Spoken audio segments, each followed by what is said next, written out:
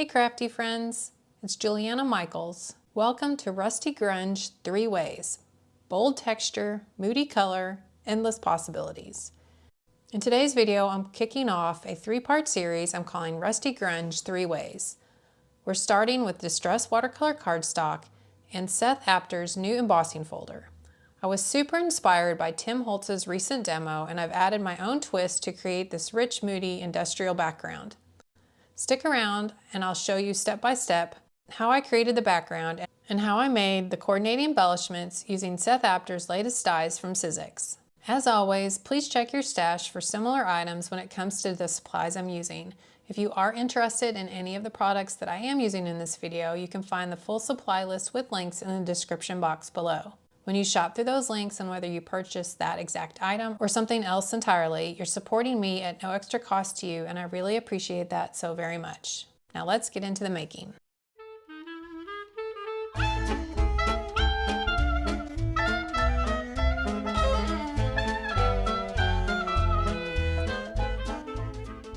So the supplies I'm going to be using for this card include some of the new dies and embossing folders from Seth Apter for Sizzix, and they include this one that's called Borderlines, Twisters, Roundabout, and then the embossing folder which is called Dot Matrix.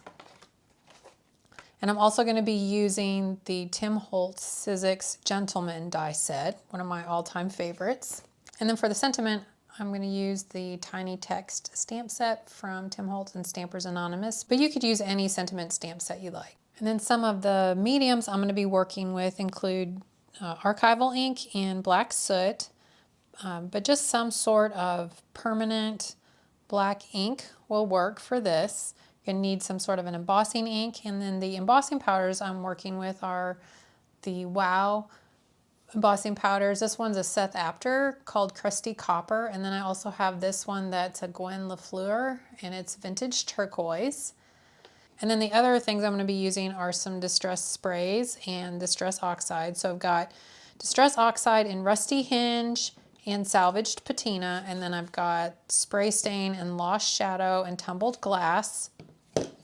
And then I'm also going to be using some of the Distress Spritz and Hickory Smoke.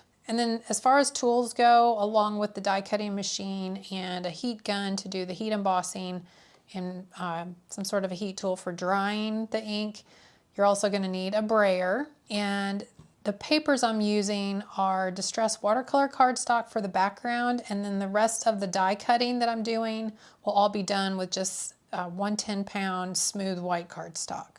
So off camera, I embossed the Distress Watercolor Cardstock. I had cut this down to 4 1/4 by 5 1/2 inches, and I embossed it on the smooth side of the watercolor cardstock. So this side has a little bit of a texture to it. This side is smooth. I just gave it a light spritz of water before I ran it through the die cutting machine to emboss it.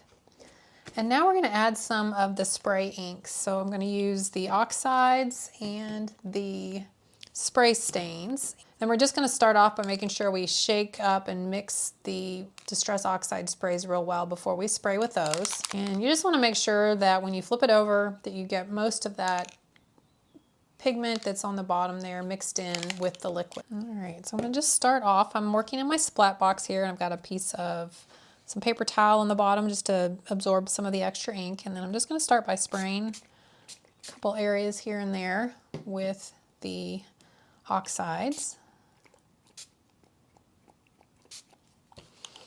And just going to wipe off that nozzle after I've sprayed with them. And now we're going to take the spray stains, and we're going to kind of use these to fill in some of those areas that don't have any ink. It's also a way to kind of get these oxides to blend a little bit with each other.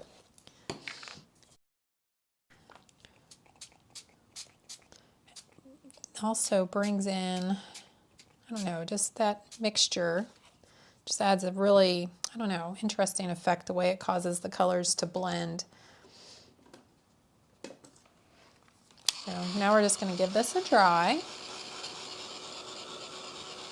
And you can set this to the side to dry if you like, but I'm just going to speed that up with my heat tool. I'm going to add a little bit more of that tumbled glass here, just to soften up that rusty hinge. Just a little bit intense there. And try this a little bit more here, and then I'm going to add a little bit more of that lost shadow down here. Kind of break up that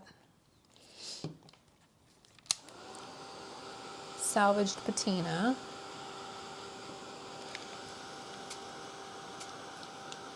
And just added a little more tumbled glass. And then before we go on to this next step, you just want to make sure this is nice and dry.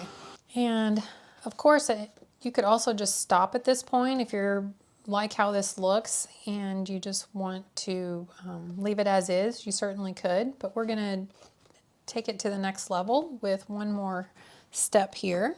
So now you're going to take your brayer, and this is where sometimes having a little bit larger brayer could come in handy. You could also use the smaller one, but because I want to we're going to be applying the ink over this whole surface, I'm going to go with this little bit larger brayer for the background. And just kind of, the paper gets a little warped when you start spraying it, but you can just kind of flatten it out just by kind of gently bending it the other direction.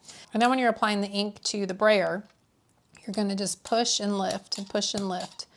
And that is what will help pick that ink up off of the ink pad and get it onto the brayer. Because if you just do like this, you're not going to get as much ink onto the brayer. You're going to get more by rolling and lifting. Roll and lift, roll and lift. And just repeat that several times until you can see that it's on the brayer, because the brayer is going to just get shiny from the wet ink. And then from there, you're just going to kind of hold that paper down with your hand, especially if it's kind of still warped a little bit, and then just place that brayer down and just lightly roll it over the surface. And then you can just go back and forth different directions. And then just transfer that ink to the raised areas there of the design. And it just kind of helps them pop out. And so there might be some areas here where, the lower areas are getting caught because there's not a lot of surface area for the brayer to roll over. I actually really like that, and I'm going to intentionally try to get it into some of those here and there, especially around the edges. So now I'm just kind of rubbing it back and forth, rolling it back and forth to get that ink transferred. This gives it a little more grunge. Now if you want to darken this up, just let that dry a second and then give another roll and just repeat that process, rubbing it over those raised areas. You're not really pushing, you're just touching this down and rolling it. So there is our background with that step. And as far as cleaning up the archival ink, you can use the archival cleaner, or you can just use like rubbing alcohol or hand sanitizer. Either one will clean that up real quick. Now I'm just going to add a little bit of inking to the background here, using a little bit of Scorched Timber Distress ink and a blending tool. Just going to rub that around on there, pick up the ink, and then just kind of apply that to the edges here. And that'll just darken it up just a little bit, add a little more moodiness to everything. You can see how that just kind of, so there's areas on there that are like too bright, like maybe you don't like how bright that is over here with the, just rub over that just real lightly and kind of tone it down.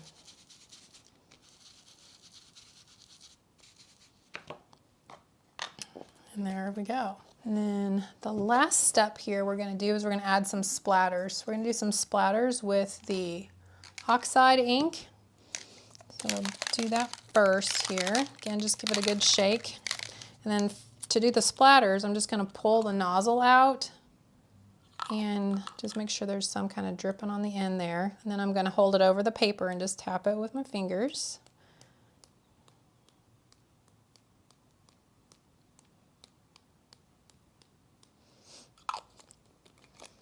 And then we'll give that a dry.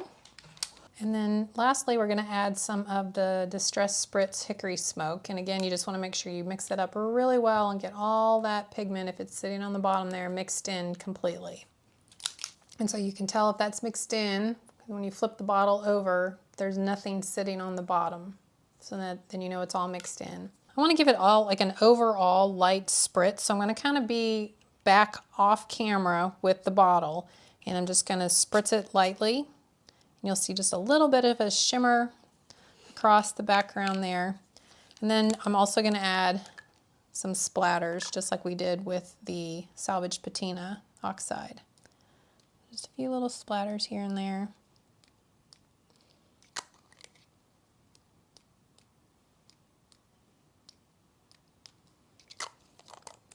And then again, you can just set this to the side and let it dry, or you can use your heat tool to let it dry.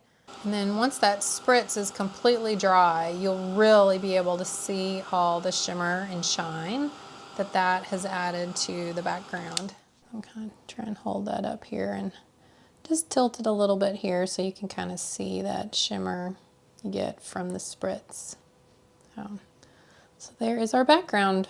And then as far as cleaning your brayers, you can use the archival ink cleaner on these. This rubber will be fine. I've also cleaned mine with rubbing alcohol and then just wiped over that with a damp rag. And I've not had any problems there, but you can also just let it dry and it'll be permanently on there and it won't impact anything for future use. But if you want to clean it, those are some options. So off camera, I did some die cutting, and I'm going to be doing some inking with these different shapes here, and then we'll be doing some heat embossing with these other two solid pieces. So I'm going to set those to the side. And these are all just cut from plain white smooth cardstock that's like a 110 pound weight, so it's a little bit thicker than standard cardstock. And now we're going to take that brayer and your archival ink again, or whatever permanent ink you want to use. And we're going to use that same method of picking up the ink. So we're going to push and roll, just loading up that brayer with the ink. And then you're going to roll it over the surface. Now, if you don't want to have to clean off your craft mat every time, you could also just put a piece of like typing or printer paper underneath there. And all you're going to do is just roll that brayer over the surface and transfer that ink onto it. And you can go different directions. We'll give you a little bit of interest there, but I'm going to kind of get just a nice, somewhat evenish coverage over it.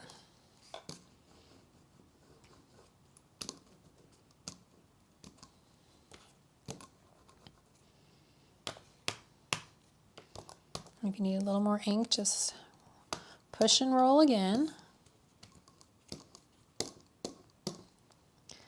And here's what I thought was kind of a cool discovery when I was inking the die cuts like that. You see that little tiny white edge around the edge of it there? I don't know, I just really love the effect that gives. And I think it adds just a neat touch to the embellishments for this card. So we're just going to continue that process with the rest of these die cuts, just rolling that ink over, and each one you'll get that little white edge, and that's just because the paper is kind of bent there, and so it's not flat, and the brayer just can't get ink onto that area. So it's kind of one of those, I don't know, I thought it was kind of a cool happy accident, and I really love the way it looks.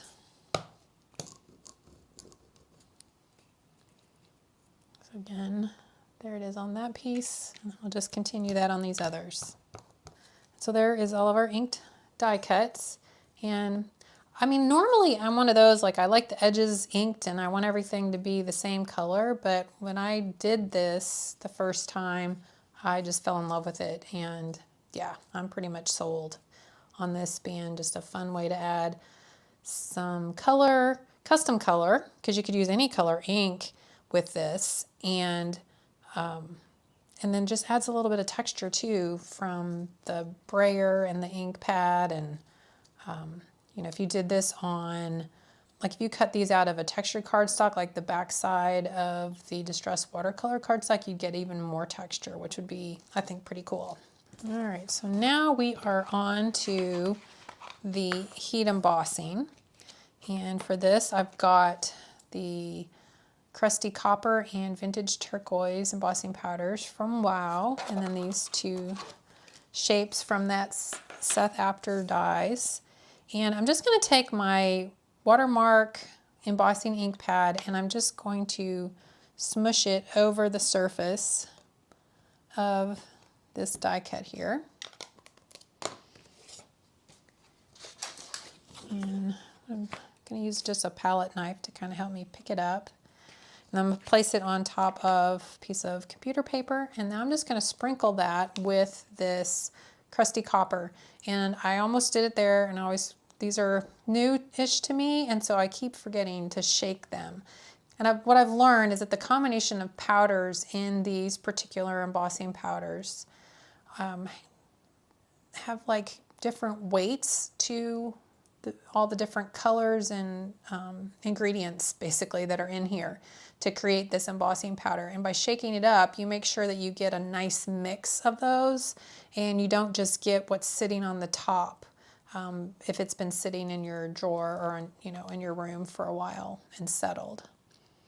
So I'll just sprinkle that over the top here.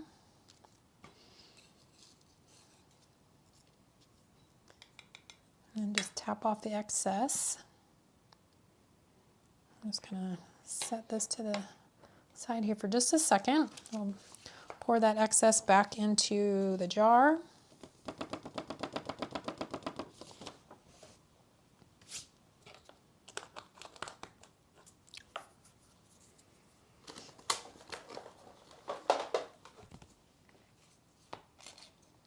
And then I'm going to use my heat tool to heat emboss this. So just want to turn this on, let it warm up for a few seconds, and heat emboss. Now, it is recommended, especially with some of Seth's embossing powders, to heat emboss it from the bottom. And because I've inked this whole piece, it can be a little challenging to safely heat emboss this without burning your fingers. So I'm going to just go straight down, and if some of the powder comes off, that's okay with me. So just warm it up though first. Another way to kind of help minimize it coming off is making sure that your embossing ink pad is really nice and juicy and that you've got plenty of ink on there for the powder to stick to.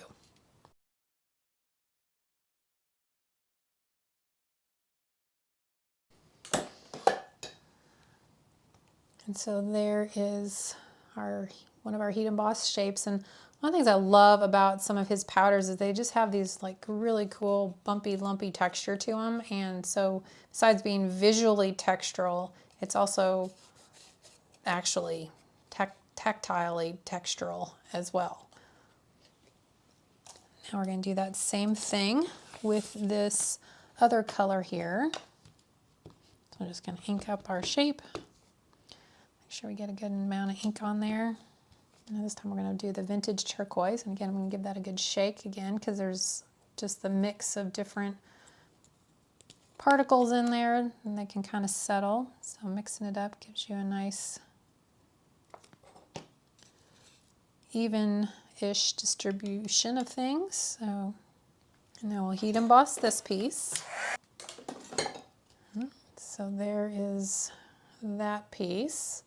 And then from here, it's just a matter of assembling the various pieces and layers to finish off the card and then add the sentiment.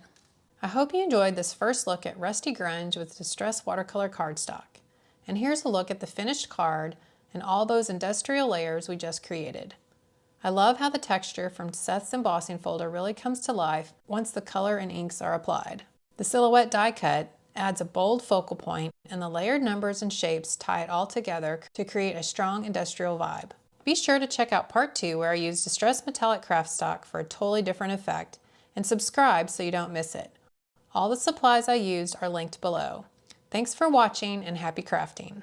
Don't forget to like, comment, and subscribe. It really helps me keep creating content like this.